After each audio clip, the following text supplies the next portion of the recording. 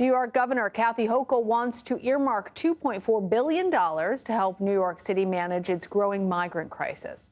Under the proposal, the state will help take over some of the costs of providing shelter to the migrants as they arrive in the city. The governor says the decision is necessary because of the influx of asylum seekers showing no sign of slowing, but she added that the state deserves help from Washington. New York continues to carry the burden of sheltering more than 69,000 migrants. Since day one, I have said that this is ultimately the responsibility of the federal government to address this crisis. Congress, the House of Representatives in particular, and the White House must remain at the negotiating table until they restore the rule of law on our border, fix our asylum system, and provide relief to states like New York, who've been shouldering this burden for far too long. Joining us now on set is CBS News New York's chief political correspondent, Marcia Kramer. Marcia, it is great to have you, Thank you so much here for having with me, us. Lana. So where is the state getting the money for this? Well, the state has a $233 billion budget, so $2.4 billion is sort of a drop in the bucket. So she has money, and also tax receipts have actually increased, so she does have the money to do it. But she's also tapping $500 million from a rainy day fund to provide one-time solutions, one-time payments for things like the National Guard and health care and things like that.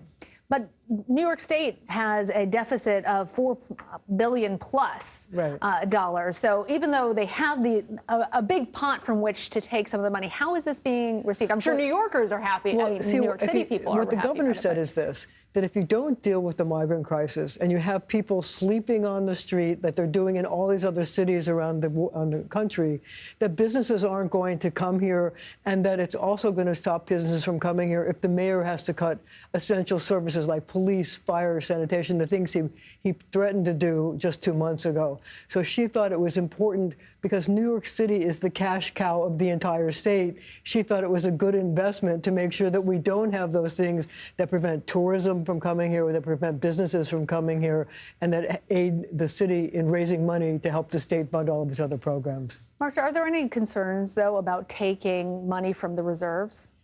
You know, there's billions of dollars in the rainy day fund. I don't actually know whether $500 million is enough to cause concern, but I'm going to do a little bit of a plug here. The state controller is going to be a guest on my political talk show this Sunday. I'm going to ask him that very same question, because to most people, $500 million seems like an awful lot. Yeah. I love that you always bring those decision makers right onto your couch, Marcia. There you go. I try. So tell us, how exactly is this funding expected to be used to try and help with the migrant crisis? Well, first of all, she's going to pay for about 3,000 beds at various shelters that they have supported. One on Randall's Island, one at Floyd Bennett Field, one at Creedmoor Psychiatric Center in Queens. But in addition to that, they're going to be spending money on legal fees so that you can help the migrants get work papers, which is incredibly important, and also to get their asylum seeker status verified. So that's a very important goal, especially so they can become self-sufficient, so get out of shelters and earn jobs. There's lots of jobs around the state and in New York City. The second thing they're going to be doing is spending money on health care, and also something that's very important, vaccinating some of the people who have come in to the city for all kinds of diseases, and making sure they don't have communicable diseases. So those are some of the things. Also security for the National Guard, things like that. So this is obviously something that affects folks here, but it's also being looked at by the rest of the country. Is this a done deal now, Marcia, or does the legislature still need to approve it? It's never a done deal.